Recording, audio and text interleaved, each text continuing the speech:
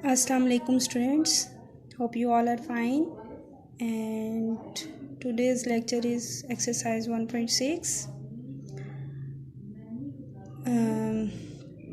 Exercise 1.6 में हमने जो चीज़ सॉल्व करनी है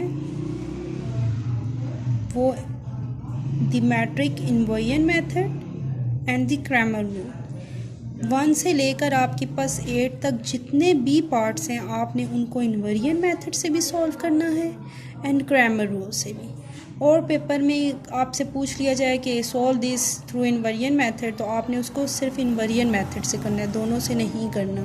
और अगर कह दें कि आप क्रैमर रूल से सॉल्व करें इन मैट्रिसेस को, तो आपने उनको क्रैमर रूल से सॉल्व करना है। तो मैं पार्ट नंबर 1 को इन्वर्जन मेथड से भी सॉल्व करके आपको दिखाऊंगी और क्रैमर रूल से भी। बाकी के जितने भी पार्ट्स हैं आपने उनको खुद सॉल्व करना है। फॉर एग्ज़ाम्पल यहाँ पर कुछ ऐसे क्वेश्चंस हैं जिनकी वैल्यूज़ तरतीब से नहीं दी हुई होंगी। जैसे क्वेश्चन कौन सा देख लेते हैं,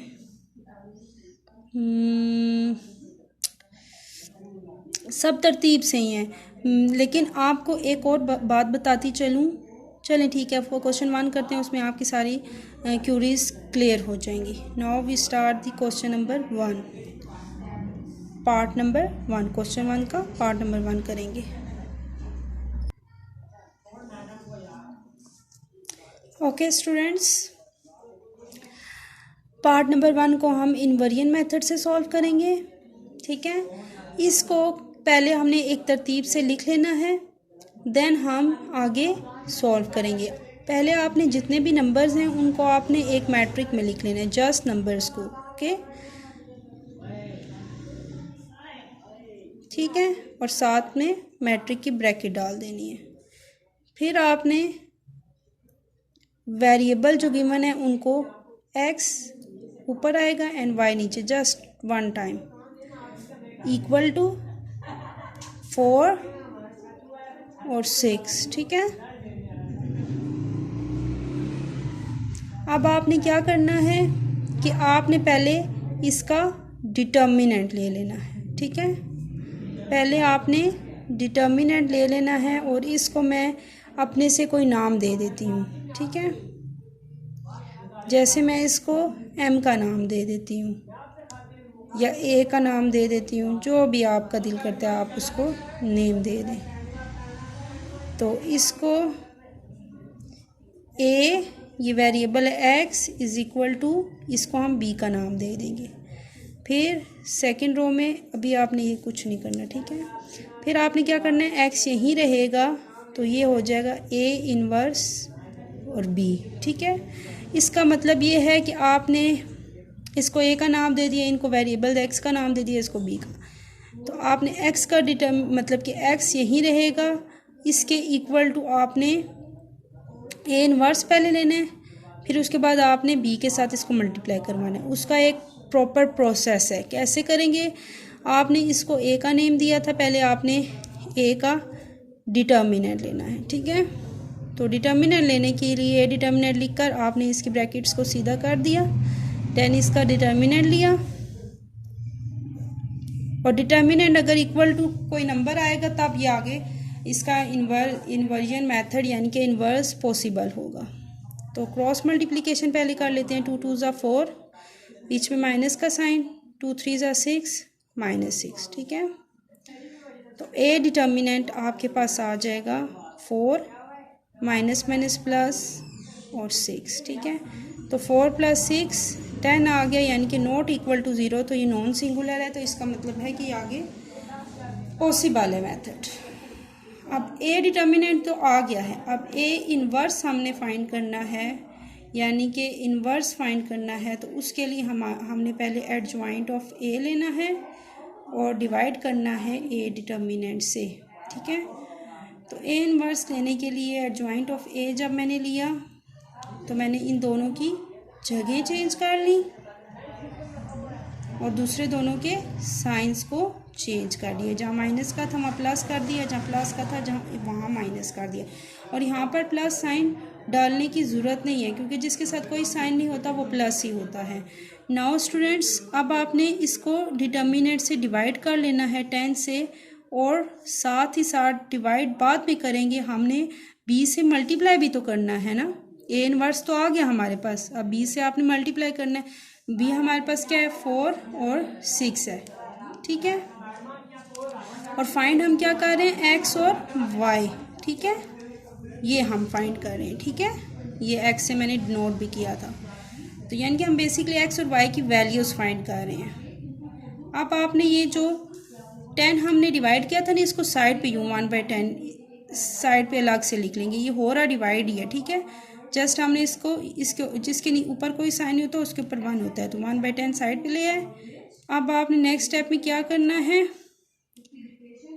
आपने पहले इस कॉलम को इस मैट्रिक्स से मल्टीप्लाई करना है, देन आपने इससे डिटर्मिनेंट से डिवाइड करना है, तो आपकी x और y की वैल्यूज़ आ जाएंगी। ओके स्टूडेंट्स, अब क्या करेंगे 1/10 ऐसे ही रहने देंगे। तो यहाँ पर फर्स्ट रो को पहले फर्स्ट कॉलम से मल्टीप्लाई करेंगे और बीच में प्लस का साइन, फिर सेकंड रो को और कॉलम को, ठीक है।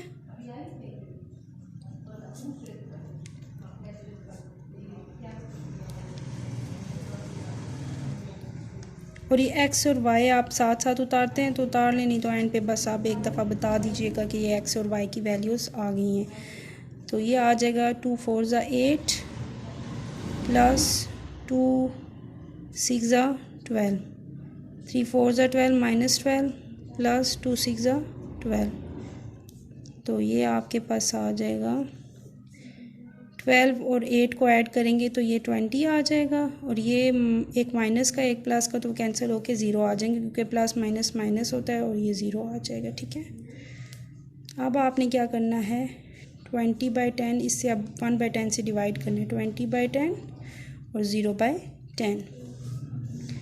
तो ये आपके पास आ जाएगा 10 1 ज़ा 10 और 10 2 ज़ा 20, और 0 से किसी भी चीज़ को डिवाइड करो तो वो 0 ही आ जाता है। तो x और y हमारे पास क्या आ गया है 2 और 0। इसको हम कैसे भी इस तरह भी लिख सकते हैं अलग से, x = 2 and y = 0।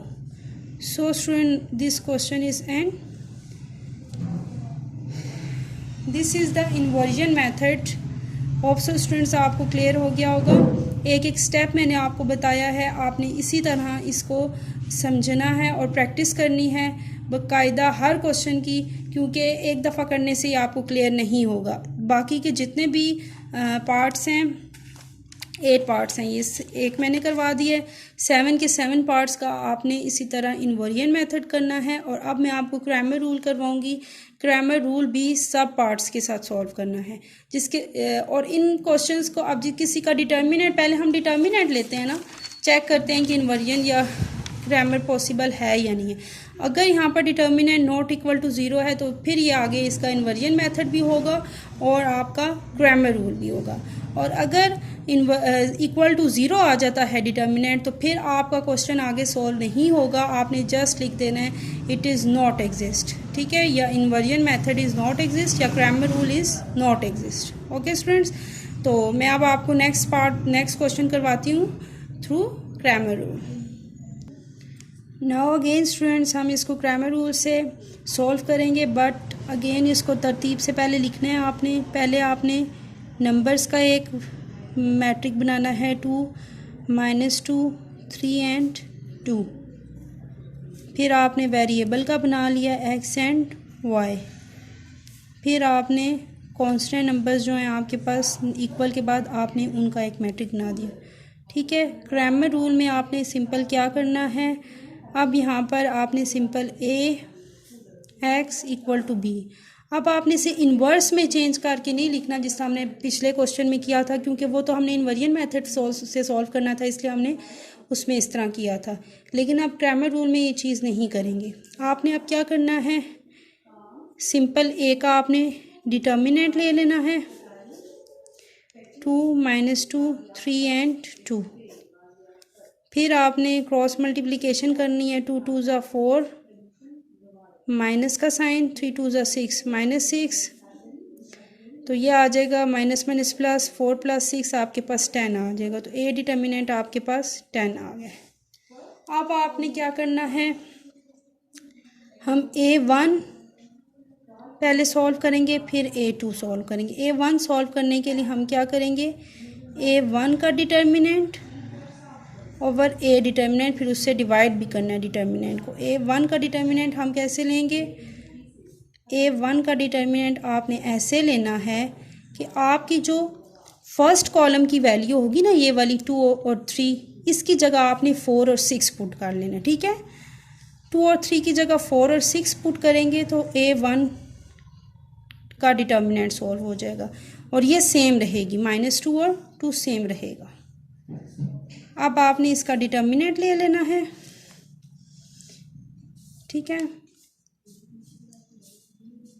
और साथ ही आपने इसको A डिटर्मिनेंट से डिवाइड भी करना है। A डिटर्मिनेंट आपके पास क्या है, 10, ठीक है।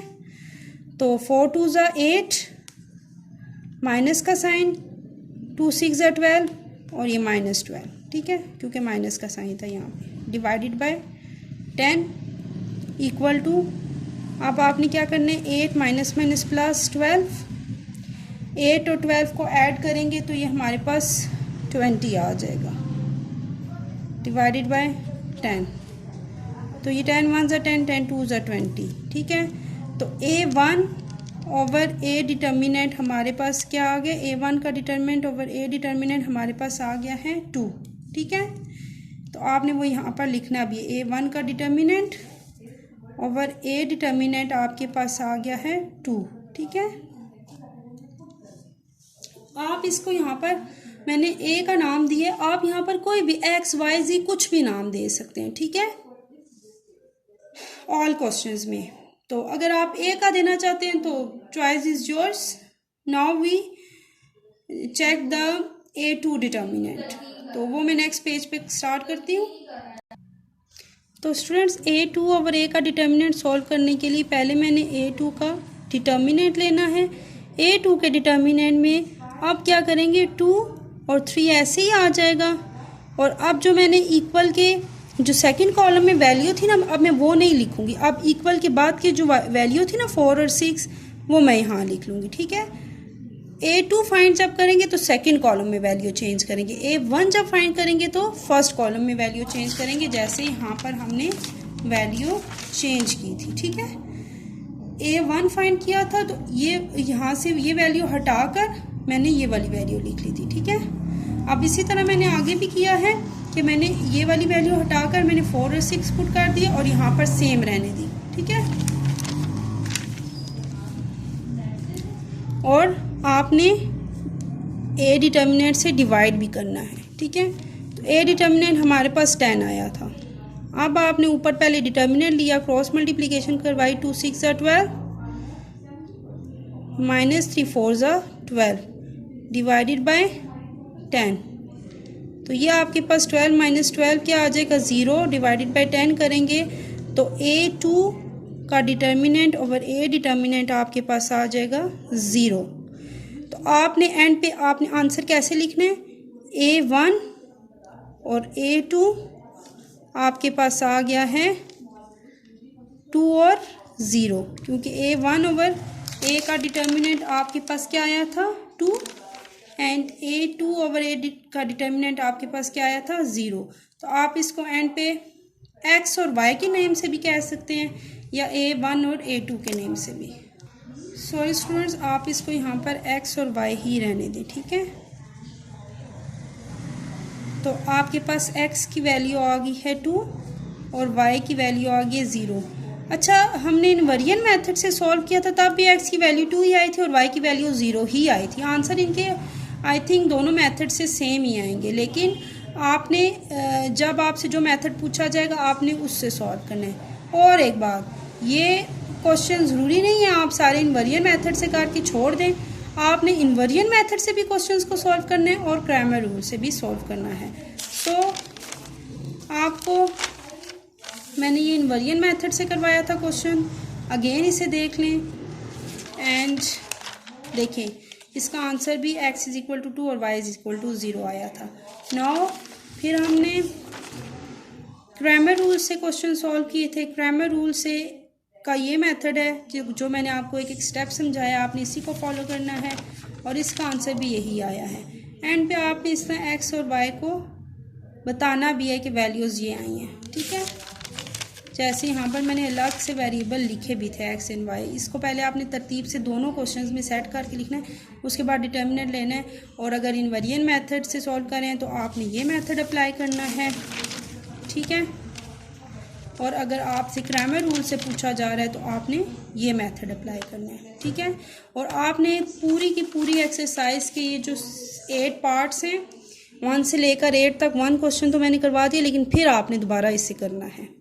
और 8 पार्ट्स आपने प्रैक्टिस करनी है। जैसे आपके सर ने असेसमेंट्स दिए हैं, रिटर्न दिए हैं, नीट कॉपी पे करने को कहा है, रफ पे करने को कहा है, आपने वैसे करना है, या स्कूल वाले जैसे आपको बताएंगे आपने वैसे करना है। ये लेक्चर जो वीडियो पे मैं आपको समझा रही हूँ ये सिर्फ समझाने के लिए था। आपके असाइनमेंट्स या असेसमेंट जो भी आपको प्रोवाइड की जाएंगी आपने उन्हें फुलफ़िल मस्ट करना है।